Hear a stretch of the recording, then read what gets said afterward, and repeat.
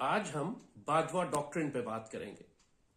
पेशावर धमाके के बाद जिस तरह पाकिस्तान आर्मी के खिलाफ एक शदीद प्रोपेगेंडा किया जा रहा है, हत्ता कि कोशिश ये की गई कि पेशावर पुलिस के अंदर सरहद की पुलिस में बगावत बर्पा करवा दी जाए और तमाम वहां के एलिमेंट्स के जो रियासत पाकिस्तान के नजरिए के ही मुखालिफ थे, पीटीएम हो, एएनपी हो, टीटीपी हो, जेयूआई हो और अब उसमें पीटीआई भी शामिल हो गई है, इन सब ने मिलकर एक ही नैरेटिव बिल्ड किया है कि ये सारी दहशतगर्दी पाकिस्तान आर्मी और आईएसआई करवा रही है और ये मुल्क और कौम के असल दुश्मन है।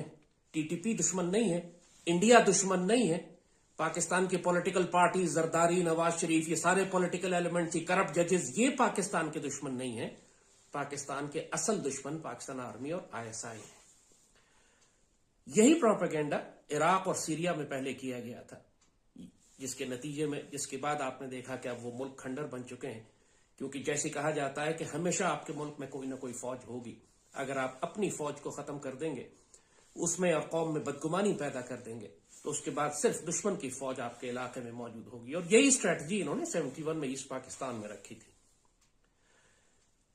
इसलिए आज जरूरी है कि हम बाजवा डॉक्ट्रिन पे बात करें, क्योंकि इसका जिक्र तो बहुत ज्यादा किया जाता है कि इसके नतीजे में रिजीम चेंज कर दी गई और इसके नतीजे में पाकिस्तान को नुकसान पहुंचाया गया और मईशत की तबाही हो गई और पाकिस्तान में दहशतगर्दी जो है वो फौज कर रही है। मगर कोई इसको डिफाइन नहीं करता, इसका बैकग्राउंड नहीं बताता, ये नहीं बताते कि ये एक्चुअली बाजवा डॉक्ट्रिन है क्या, और इसका सबसे ज्यादा नुकसान खुद पाक फौज को और आईएसआई को हुआ है। थोड़ा सा हम आपको तारीख में पीछे लेके जाएंगे। 2018 के इलेक्शन के बाद उस वक्त एक अलायंस बना था 3 आदमियों के दरमियान। एक इमरान खान था, एक जनरल बाजवा था और एक जनरल फैज था।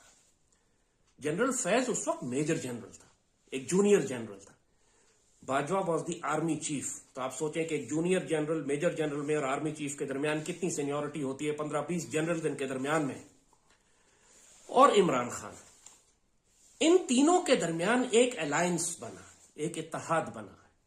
उस अलायंस के मुताबिक जनरल बाजवा ने इमरान की हुकूमत को सपोर्ट करना था। उसके मुताबिक जनरल फैज ने अपनी पूरी ताकत लगाकर इमरान की हुकूमत को चलाना था और इमरान को इन्होंने as a front man, as a useful idiot इस्तेमाल करना था अपनी पॉलिसीज को इंप्लीमेंट करने के लिए, इंटरनेशनल एस्टैब्लिशमेंट की भी और अपनी जाती मर्जी की पॉलिसीज को पाकिस्तान में नाफिज करने के लिए। इस तीन अफराद के अलायंस को और उसके बाद जो तबाही पाकिस्तान में मचाई गई, इसको बाजवा डॉक्ट्रिन कहते हैं। एक्चुअली ये बाजवा, इमरान और फैज डॉक्ट्रिन है। इसके मुताबिक अब चूंकि फैज एक जूनियर ऑफिसर था, जैसे कहा मेजर जनरल था, उस वक्त ही वो डीजीसी, जिसको आज ये डर्टी हैरी जिस रैंक को कहते हैं, जिस ऑफिस को कहते हैं, उस ऑफिस में जनरल फैज बैठा करता था और पूरी इमरान की गवर्नमेंट जनरल फैज चला रहा था। यह बात इमरान ने इंटरव्यू में भी कही है कि ऑपोजिशन हमारी मदद नहीं करती थी तो हमें आईएसआई से मदद लेनी पड़ती थी हुकूमत चलाने के लिए। अब जाहिर है कि जब आप पॉलिटिकल ऑपोजिशन को कंट्रोल करने के लिए आईएसआई को इस्तेमाल करेंगे तो जनरल फैज फिर वो तमाम रिसोर्सेज इस्तेमाल करेंगे कि जो इन माफियाज को, चोरों को, डाकुओं को ब्लैकमेल करने के लिए इस्तेमाल होते हैं।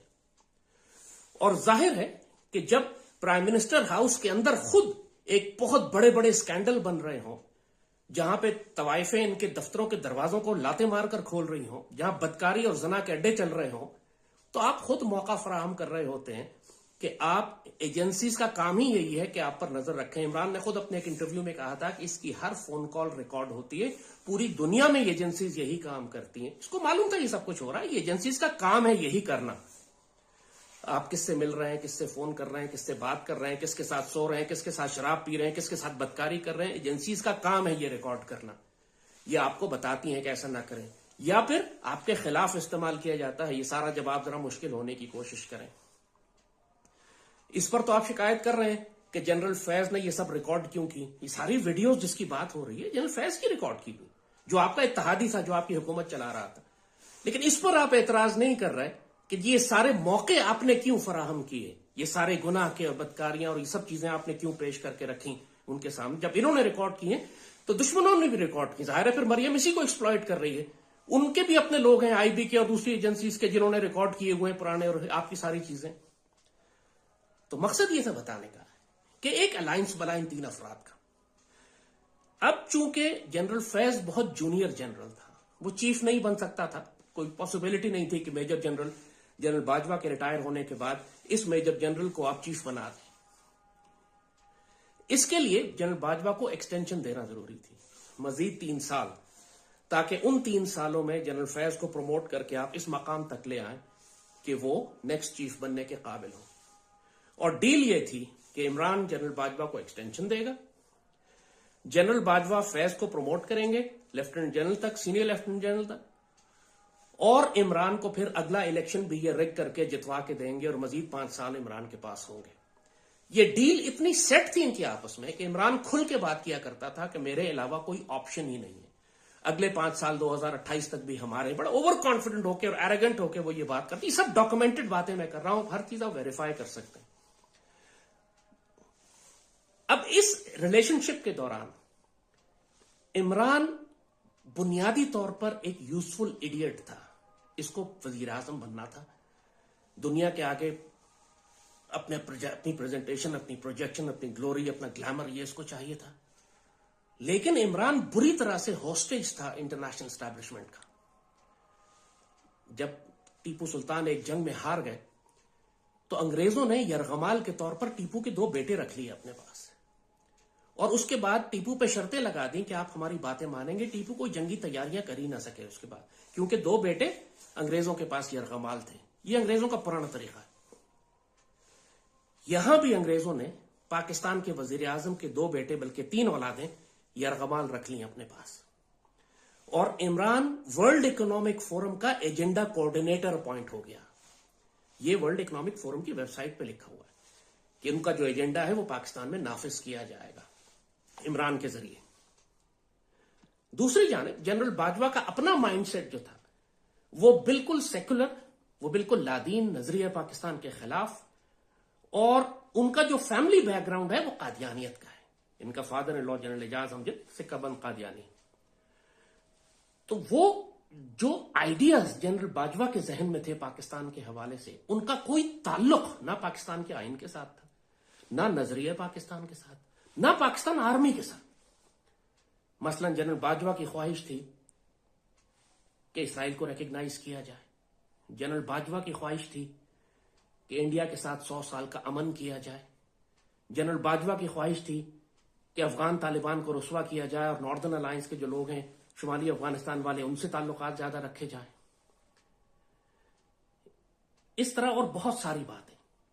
अब इन सारे एलिमेंट्स में Imran was the front man, जिसको ये पंप किया गया, कानों का कच्चा था, इसको खुद, इसके अपने वियर्ड कॉन्सेप्ट्स हैं, इलिटरेट है, अनएजुकेटेड है जहां तक जियोपॉलिटिक्स और हिस्ट्री का ताल्लुक है।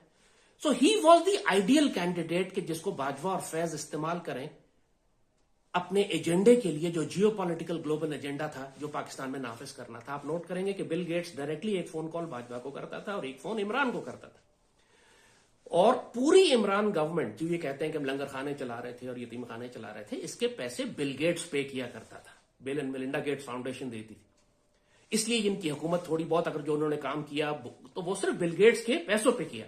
इसीलिए बिल गेट को इन्होंने पाकिस्तान का सबसे बड़ा अवार्ड और मेडल भी पहनाया, वो इमरान ने पहनाया था। आरिफ अलवी ने उसके गर्दन में डाला था ये। अब फैज को प्रमोट करने के लिए इनको बीच के जितने भी 2 दर्जन के करीब अफसर थे, जिनमें major general, senior major general से लेफ्टिनेंट जनरल थे, उन सबको खराब करना पड़ा। किसी को फौज से निकाला, किसी को प्रमोट नहीं किया, किसी का कैरियर खराब किया, कर करा के इन्होंने फैज को लाके DGISI लगा दिया।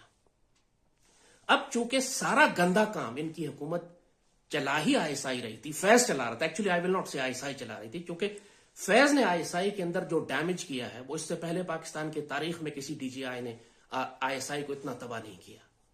रिस्ट्रक्चरिंग के नाम पे उसने तमाम ISI को डिसमेंटल कर दिया। जितने स्ट्रक्चर्स बने हुए थे, ऑर्गेनाइजेशंस थी जो किसी रीजन्स को देख रही थी, उन सबको डिसमेंटल कर दिया। सैकड़ों की तादाद में अफसरों को निकाल दिया, जो सीजन अफसर थे, जिनके पास इंस्टीट्यूशनल मेमोरीज थी, उन सबको फारिग करी। हत्ता के आईएसआई का लोगो तक चेंज कर दिया, यानी मारखोर जो लोगो था उसको चेंज करके शाहीन बना दिया, जो कि एयरफोर्स का लोगो है एक्चुअली, और आजकल ये शाहीन वाला लोगो चल रहा है जो फैज छोड़ कर गया। So the actual damage done to ISI, क्योंकि सारा फोकस इनका पॉलिटिकल इंजीनियरिंग पे था।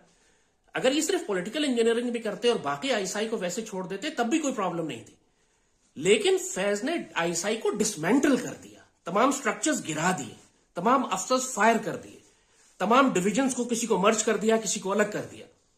नतीजा यह हुआ कि ISI as a professional organization completely cripple होकर रह गई। अब यह सब कुछ इमरान की मर्जी से हो रहा था। इमरान बार बार आईएसआई हेडक्वार्टर्स के दौरे करता था, इसको ब्रीफिंग दी जाती थी, ये साइन करता था, बजट एलोकेट करता था, और ये सारी चीजें की जाती थी। सो एक तरफ अंदर आईएसआई डिसमेंटल की जा रही थी, दूसरी जानिब चूंकि वो डीजीआई था, वो डीजीसी उससे पहले था, उसका काम था इमरान की हुकूमत को चलाना। जहां पे जब बात आई थी बाजवा को एक्सटेंशन देने की, तो आपको याद होगा कि सुप्रीम कोर्ट ने कहा था पार्लियामेंट से अप्रूव करवा के लाए। अब चूंकि पार्लियामेंट के पास जाना पड़ा तो जाहिर है पार्लियामेंट में जरदारी और नवाज शरीफ बैठे हुए थे, बाकी जमातें थी, उनका वोट चाहिए था बाजवा को एक्सटेंशन देने के लिए। अब वो जमातें वोट क्यों देंगी जब तक इन रिटर्न वो कुछ चीजें अपनी डिमांड न करें वापस। इमरान अच्छी तरह जानता था कि इसके नतीजे में एनआरओ देने पड़ेंगे, इसके नतीजे में उनको मुल्क से बाहर भेजना पड़ेगा, इसके नतीजे में उनके केसेस बंद करने पड़ेंगे। ये जो आज कह रहे हैं कि हमें पता ही नहीं था और ये सब कुछ हो गया, बिल्कुल झूठ बात है।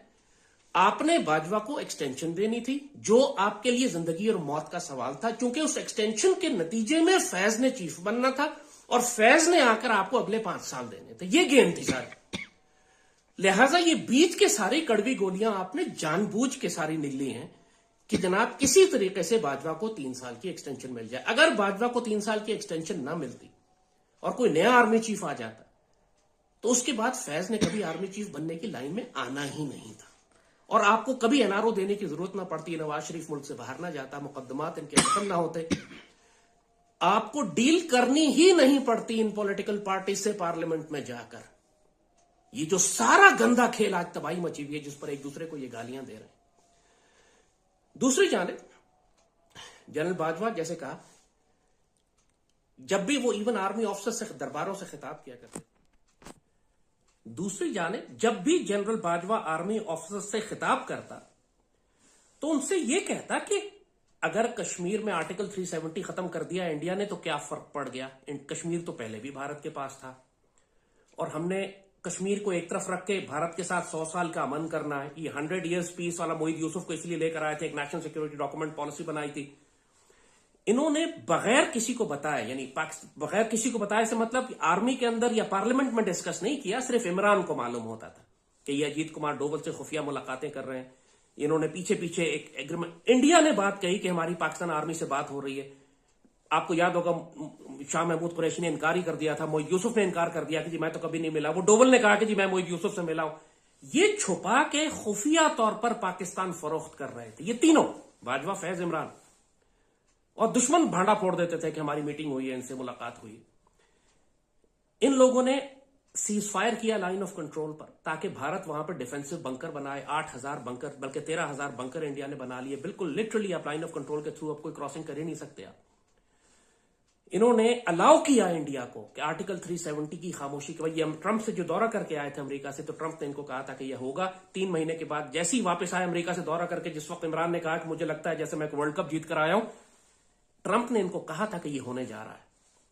ये मुझे पता थी बात कि ये होने जा रहा है। आप मेरी उस वक्त अगर ट्वीट्स निकालें तो मैंने तूफान मचाया हुआ था ट्विटर के ऊपर कि जी इंडिया कुछ करने जा रहा है, आप तैयारी करेंगे। मुझे बुला के बाकायदा फैज के दफ्तर से कहा गया कि आप खामोश हो जाएं, हमें मालूम है कि सब कुछ होने वाला है, हमें पता है ये हो रहा है और हम इसका सिर्फ पॉलिटिकल रिस्पॉन्स देंगे। ये बात कही गई मुझे फैज के दफ्तर से, उसके एक सीनियर अफसर ने। War is not an option, India को हम कुछ नहीं छेड़ेंगे, हम सिर्फ शोर मचाएंगे, पॉलिटिकल रिस्पॉन्स करेंगे। और उसका शोर ये मचाया कि इमरान ने कहा कि हम आधा घंटा धूप में खड़े रहेंगे। That was the best response they could give. आपके ख्याल में मासूम था ये? आपके ख्याल में इनको पता नहीं था क्या हो रहा है और क्या रिस्पॉन्स देना चाहिए? आज आप कश्मीरियों से पूछिए, पूरी डेमोग्राफी चेंज हो रही है कश्मीर की। कश्मीरी रेजिस्टेंस 1 साल कर्फ्यू लगा रहा है, ये कुछ नहीं किया इन्होंने, क्रश करके रख दिया कश्मीरी रेजिस्टेंस को। कश्मीर फरोख्त किया इन तीनों अफराद ने, इमरान ने, बाजवा ने, फैज ने। ये बाजवा डॉक्ट्रिन थी जिसके तहत हमने पाकिस्तान को प्लेट में रख के इंडिया के हवाले करना था। और इंडिया को आपने इतनी स्पेस दे दी कि अब वो इंडस वाटर ट्रीटी खत्म करने पर आ गए हैं। अब उन्होंने वार्निंग दी है, जब ये प्रोग्राम हम रिकॉर्ड कर रहे हैं तो इसको तकरीबन 70-75 दिन के बाद इंडिया इंडस वाटर ट्रीटी खत्म कर देगा। यानी कश्मीर की जमीन उन्होंने पहले कब्जा कर ली, अब कश्मीर के पानियों पर कब्जा कर लेंगे और सारे दरिया हमारे बंद हो जाएंगे। ये सब कुछ आर्टिकल 370 पर खामोश रहने की वजह से हुआ है। जो गद्दारी इनिशियल हुई थी, इमरान मासूम नहीं है उसमें, बाजवा मासूम नहीं है, फैज मासूम नहीं है। आपको याद होगा फैज ने उस जमाने में नक्शे निकाले थे, नया झंडा प्रमोट किया गया आजाद कश्मीर का कि जी कश्मीर का झंडा आइंदा से ये होगा। हालांकि मकबूजा कश्मीर में कोई भी नहीं जानता इस झंडे को जो आजाद कश्मीर का झंडा इन्होंने बना के प्रेजेंट किया। इन्होंने नए नक्शे निकाले जिसके अंदर पाकिस्तानी कश्मीर को मकबूजा दिखा, पाकिस्तानी कश्मीर को डिस्प्यूटेड दिखाया और इंडिया का सारा नक्शा ओपन एंडेड नक्शे थे। जरा वो नक्शे निकाल के देखे, क्यों ये नक्शों पे क्यों काम कर रहे थे कश्मीर के, क्या प्रॉब्लम थी इनको? जब इंडिया को आर्टिकल 370 के बाद ये पूरा कश्मीर दे चुके हैं, फिर नक्शे क्यों चेंज कर रहे थे, नया झंडा क्यों इंट्रोड्यूस कर रहे थे? ये सारी गेम उस वक्त से चल रही थी और बड़ी नापाक और गंदी गेम थी। 100 साल का पीस, कश्मीर बाईपास, इंडिया से ट्रेड खोला जाएगा, ये सब शामिल थे इसके अंदर। और पाकिस्तान आर्मी को इतना डैमेज हुआ, जैसे कहा कि सिर्फ फैज को प्रमोट करने के लिए बेहतरीन अफसरों को रिटायर किया गया, सैकड़ों अफसरों को फायर किया गया, निकाला गया आर्मी से। ये जो प्रोटेस्ट कर रहे थे, जिनको बुरी लग रही थी बातें, जो एहतजाज कर रहे थे, फैज बाजवा ने आर्मी में तबाही मचा के रख दी। मिलिट्री एक्सरसाइजेज रोक दी ऑस्टेरिटी मेजर्स के नाम पे कि जी पेट्रोल की बचत करनी है। इंडिया रोज एक एक्सरसाइज कर रहा है पिछले 1.5 साल से, जंगी तैयारियां कर रहा है।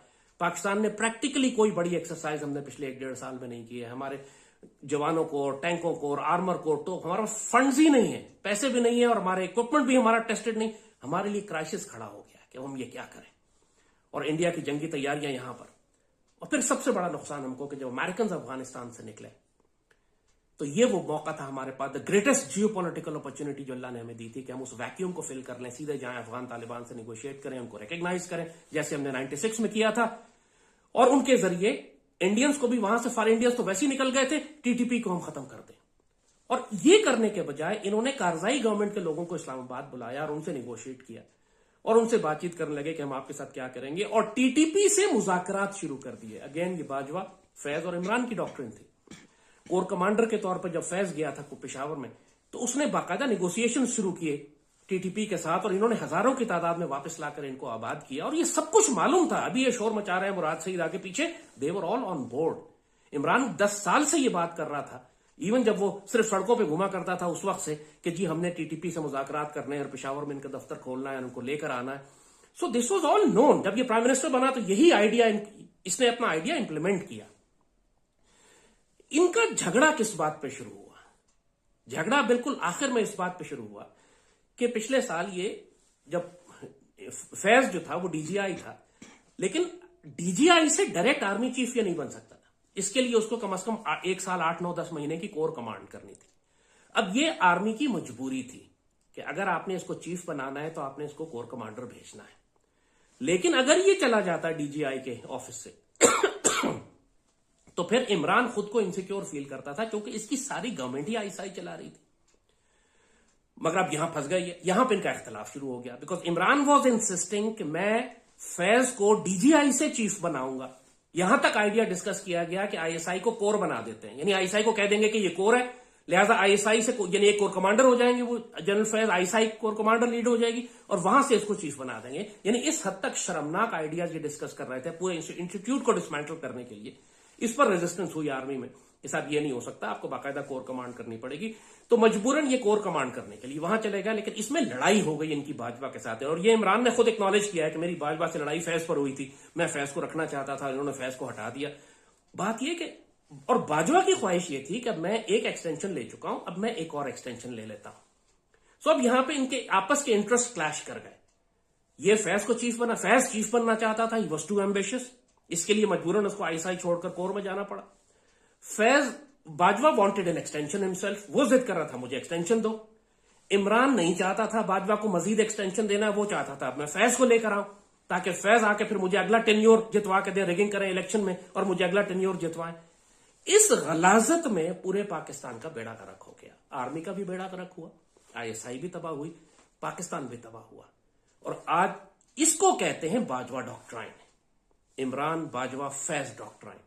इन 3 आदमियों ने आपस के खेल में, इक़्तिदार की लड़ाई में पाकिस्तान का बेड़ा गर्क किया, जैसे 71 में मुजीब ने, भुट्टो ने और याहिया खान ने, और उसके याहिया खान के साथ जो असद उमर का बाप है जनरल उमर, इन 4 लोगों ने जिस तरह मशरकी पाकिस्तान को तबाह और बर्बाद किया था, आज के दौर में आपकी आंखों के सामने, और इसमें आप जरदारी और नवाज को भी शामिल कर लें, ये 5 लोग जिनके कॉम्बिनेशन ने आज पाकिस्तान को यहां पहुंचाया है, इनके आपस के हवस इख्तिदार की, आपस की बदकारियां, इनके पैसे की हवस, इख्तिदार की हवस, प्रमोशन की हवस, एक्सटेंशन की हवस, अगले 5 साल की हवस, और इसके लिए इन्होंने अलायंस बनाया था।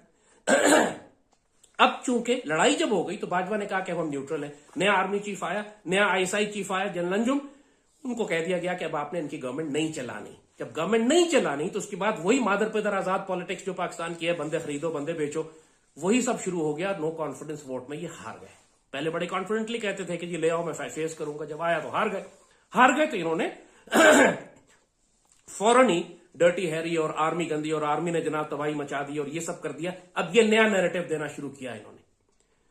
ये सारा कुछ आपको बताने का मकसद ये था कि you should know the background. इसमें कोई एक बात भी झूठ नहीं है, इसमें कोई एक बात भी ऐसी नहीं है जो आप इंडिपेंडेंटली वेरीफाई ना कर सकें। ये जो बातें मैंने कही है रिसर्च करें, वेरीफाई करें, इनको होना अब ये चाहिए एक्चुअली। तो इस वक्त जनरल आसिम आए आर्मी चीफ, ये बिल्कुल भी बाजवा डॉक्ट्रिन के ऊपर नहीं है। He does not believe in this कि हमें इसराइल को रिकॉग्नाइज करना है या भारत के साथ 100 साल की पीस के। पूरी आर्मी में कोई भी नहीं है जो इस बात पे हो। ये सिर्फ एक शख्स जिसकी आइडियोलॉजिकल बेरिंग जो थी वो इंटरनेशनल एस्टैब्लिशमेंट कंट्रोल कर रही थी, वो उसकी मर्जी थी कि अपनी मर्जी से ये पूरे पाकिस्तान का बेड़ा गर्क कर रहा था और उसको इमरान और फैज जैसे एलाइज इत्तेहादी मिल गए थे अपने साथ। अब जो आर्मी लीडरशिप आई है ये उसको कह रहे हैं कि ये भी बाजवा जैसे हैं, बिल्कुल बकवास और खुराफात और पाकिस्तान के साथ दुश्मनी के सिवा ये कुछ भी नहीं है। जनरल आसिम अभी आर्मी को स्टेबलाइज कर रहे हैं जिस आर्मी की तबाही मची है। जनरल नदीम अंजुम इस वक्त आईएसआई को ठीक करने की कोशिश कर रहे हैं पिछले 8-10 महीने से कि जिस तरीके से तबाही मचा के फैज गया था उसके अंदर। और इमरान ने जो पाकिस्तान का बेड़ा गर्क किया है, जाहिर है ये पीडीएम की हुकूमत तो नहीं ठीक कर सकती, लेकिन इस वक्त नए आर्मी चीफ की प्रायोरिटी ये नहीं है कि इस हुकूमत का तख्ता उलट के उस तरह दखल दें पॉलिटिक्स में जैसे बाजवा और फैज दे रहे थे और इलेक्शन कराकर इमरान को दोबारा लेकर आए। ये काम सुप्रीम कोर्ट और इलेक्शन कमीशन करे। फौज की प्रायोरिटी इस वक्त नहीं है। इस वक्त फौज की प्रायोरिटी ये है कि जो दुश्मन सर पर आकर खड़ा हो गया है पाकिस्तान के अंदर और पाकिस्तान के बाहर, चाहे अफगानिस्तान की साइड हो, मशरकी साइड हो, पाकिस्तान के अंदर दहशतगर्दी हो, खुद आर्मी जो डिमोरलाइज है इतनी ज्यादा, आर्मी का जो हौसला पस्त हुआ हुआ है, जो अफसर और जवान इस वक्त दुखी हैं, जो पूरे इस बाजवा डॉक्ट्रिन के नतीजे में सबसे ज्यादा नुकसान तो खुद फौज का हुआ। अफसरों की तनख्वाहें 2-2 साल 3-3 साल से नहीं बढ़ाई गई थी, महंगाई 70% पे ऊपर चले गई, तनख्वाह नहीं बढ़ी। लिटरली हाल ऑफिसर्स का यह है कि पहली तनख्वाह उनकी 10 दिन के अंदर खत्म हो जाती है और 20 दिन वो कर्जे लेके गुजारा कर रहे हैं, क्योंकि बाजवा ने खरबों अरबों रुपया और जगह पे तकसीम किया। कोरोना के मामले में इन्होंने अरबों रुपया हड़प किया, लोगों ने खाया, तकसीम किया, जबरदस्ती जहरीले टीके लगाए, इमरान ने भी और बाजवा ने भी, मगर इन्होंने आर्मी की वेलफेयर पे कोई काम नहीं किया, अफसरों को कंफर्टेबल नहीं किया। नतीजतन वहां भी सीरियस प्रॉब्लम्स आनी शुरू हो गई थी। अब आर्मी चीफ को आए हुए 2-2.5 महीने हुए हैं, उनकी प्रायोरिटी आर्मी ठीक करना, और आपने तूफान खड़ा कर दिया है कि हम बगावत कर देंगे और जो दहशतगर्दी है उसके पीछे वर्दी है और जो नामालूम है वो हमें मालूम है। आप सिर्फ शेख मुजीबुर रहमान वाला किरदार अदा कर रहे हैं, आप सिर्फ भुट्टो वाला किरदार अदा कर रहे हैं कि इधर तुम और इधर हम, नहीं तो मिलता मुल्क तोड़ देंगे, इख्तिदार ना मिला मुझे तो। होश में आओ, ऐसा न करो। और पूरी कौम को हम बिल्कुल हुज्जत तमाम कर रहे हैं ये बात समझा के कि पाकिस्तान का जो बेड़ा गर्क इस वक्त हुआ है, खुद फौज का भी और आईएसआई का भी और पाकिस्तान का भी, वो इन 3 अफराद की जाती एम्बिशंस थी। पाकिस्तान आर्मी बहैसियत एक इदारे की ये पॉलिसीज नहीं थी, आईएसआई बहैसियत एक इदारे की ये पॉलिसीज नहीं थी, रियासत पाकिस्तान की ये पॉलिसीज नहीं थी, कभी भी नहीं थी, ना कभी होंगी। रियासत कभी भी कश्मीर भारत को नहीं देगी, कभी आर्टिकल 370 हम कबूल नहीं करेंगे, कभी हम ये कबूल नहीं करेंगे कि 100 साल का अमन हो और हम इसराइल को तस्लीम कर ले और हम अफगानिस्तान पाकिस्तान को एक सेकुलर रियासत बना दे। ये नहीं हो सकता। ये बाजवा और फैज और इमरान की जाती मर्जी थी। और ये कहना कि हम आजादी के लिए लड़ रहे हैं, इमरान को अमेरिका की आजादी, बिल्कुल बकवास है ये सारा खुराफाती प्रोपेगेंडा। ये ट्रंप के कहने पर इन्होंने कश्मीर उठा के भारत के हवाले किया था। इनको कहा गया था कि आपने आवाज नहीं निकालनी, इनको आफिया के लिए एक लफ्ज नहीं निकाल सके। ये ट्रंप के सामने बैठे हुए थे, इनसे सवाल किया तो हकला गए, ये बात नहीं निकली इनके मुंह से। फिर कहते हैं अमेरिका की आजादी, अमेरिका के सामने आजादी, बकवास करते। सो प्लीज पाकिस्तानी कौम से मैं मुखातिब करके कह रहा हूं कि अपनी पाक फौज पर हमले न करो, इनको रुस्वा न करो। ये खुद बहुत दुखी है, बहुत तकलीफ में, बाजवा, इमरान और फैज की वजह से। ये आईएसआई खुद तकलीफ में, डिसमेंटल हो गई थी प्रैक्टिकली, इसको रीबिल्ड किया जा रहा है इस वक्त, इसको ठीक किया जा रहा है कि जिस तरह फैज को तबाही में छोड़कर गया था। और इमरान ने जो तबाही मचाई है, स्टेट बैंक हवाले कर, आप महंगाई करो रही इसलिए कि सारी पॉलिसीज एलसीज खोलने से लेकर फॉरेन एक्सचेंज तक ये सब स्टेट बैंक कंट्रोल करता है। और स्टेट बैंक आपने आईएमएफ को दे दिया है। कानून साजी की गई बाकायदा पाकिस्तान में कि रियासत पाकिस्तान से ये आजाद हो जाएगा और पाकिस्तान की किसी अदालत में आप गवर्नर स्टेट बैंक और उसके तमाम अफराद को आप प्रोसिक्यूट नहीं कर सकते उनके गुनाहों पे, चाहे वो पाकिस्तान का सारा पैसा लेके भाग जाए, पाकिस्तान तबाह कर दें, आप उन पर पाकिस्तान में मुकदमा नहीं चला सकते। ये इमरान की कानून साजी है और इसमें बाजवा और फैज शामिल थे। जब इन लोगों ने ये सब कुछ किया, एक्चुअली अगर आप कहें कि कोई ट्राइब्यूनल बने और ट्रायल हो तो इन 3 अफराद का, जरदारी और नवाज बीच में शामिल करें, वो भी इसके साथ, इन 5 आदमियों का ट्रायल बनता है, जरदारी, नवाज, इमरान, बाजवा, फैज। और आने वाले वक्त में मुझे यकीन है कि शायद ये होगा भी। लेकिन आप पाकिस्तानी कौम समझे इस बात को कि हम बहुत मुश्किल वक्त से गुजर रहे हैं। किसी भी लम्हे भारतीय फौज दाखिल हो सकती है। दहशतगर्दी तो रूज पे पहुंच चुकी है, पाकिस्तान में दाखिल हो चुकी है। सारे वो दहशतगर्द जिनको इमरान ने लाकर आबाद किया था अब ये बम फाड़ने पर आ गए और हमें बहुत खून बहेगा दोबारा इसको रिकवर करने में। इसकी जो हिमाकतें और जहालतें और जियो पॉलिटिक्स है, इसकी नाफहमी और उसका तकब्बुर और उसका एरोगेंस के किसी का सुनना नहीं, और कानों का कच्चा जो इसके कान में बात डाल, खुद कहता है मैं कानों का कच्चा हूं, जो मुझे बोलता है मैं मान लेता हूं। बेड़ा गर्क करा के रख दिया इसने पूरे मुल्क का। अब आपकी मर्जी है, माने न माने, जो मर्जी। अब जो होना है, हुज्जत तमाम हो चुकी है इस कौम पे। बहुत से इवेंट्स हैं जो आप कंट्रोल नहीं करेंगे। कोरोना बाहर से आया था, आप इवेंट्स कंट्रोल नहीं करते। भारत हमला करेगा, आप इवेंट्स को कंट्रोल नहीं करेंगे। दहशतगर्दों के पास इनिशिएटिव है, आप इसे कंट्रोल नहीं कर सकते। अब बहुत मेहनत लगेगी पाकिस्तान को संभालने में। संभाला जाएगा अल्लाह के फल से, ये पाकिस्तान कहीं भी नहीं जाने वाला, ये फिक्र ना करें। बकवास करते हैं लोग कि ये पाकिस्तान भी बस एक मुल्क के खत्म हो जाएगा। अल्लाह के फजल से कुछ भी नहीं होगा पाकिस्तान को। पाकिस्तानियों को सजा लगेगी। यस, हमें कुर्बानियां देनी पड़ेंगी। यस, हमें पाकिस्तान की कदर कराई जाएगी। यस, हमें खाना जंगी का मजा चखाया जाएगा। यस, हमें भूख और कहत और खौफ भुगतना पड़ेगा। यस, मगर अल्लाह के फजल से इस पाकिस्तान की मुहाफिज यही पाक फौज है, यही ISI है। तुम जो मर्जी सियासी बकवास करते रहो, यही फौज है जो गजवा हिंद की फौज है, यही फौज है जो खवारिज के खिलाफ लड़ रही है, और यही फौज है जो उम्मत मुस्लिमा की मुहाफिज भी है। इसका न्यूक्लियर मिसाइल प्रोग्राम, इसकी एयरफोर्स, इसकी नेवी, इसकी आर्म फोर्सेज, दुनिया में इससे ज्यादा खूबसूरत मुजाहिद कोई नहीं है जो पाकिस्तान आर्मी के अंदर है। वक्त आने पर, जैसे बुजुर्गों ने यह बात कही थी कि वक्त आने पर पाकिस्तान आर्मी के तेवर बदल जाएंगे, और इंशाल्लाह तुम देखना फिर अल्लाह ताला क्या काम लेगा इस पाक फौज से। इस फौज को गालियां मत दो, लानती हो जाओगे। पाकिस्तान को गालियां मत दो, लानती हो जाओगे।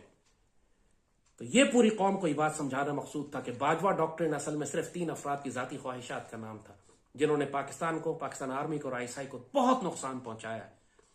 तो अभी नुकसान को पहुंचाने में अपना हिस्सा मत डालो। पाकिस्तान के जख्मों पर मरहम रखने का वक्त है। इत्तेहाद और मोहब्बत और प्यार का वक्त है। संभालने का वक्त है। ISI को और फौज को सहारा देने का वक्त है ताकि वो दुश्मनों के खिलाफ तुम्हारी हिफाजत कर सके। अल्लाह पाकिस्तान का हामी और नासिर हो।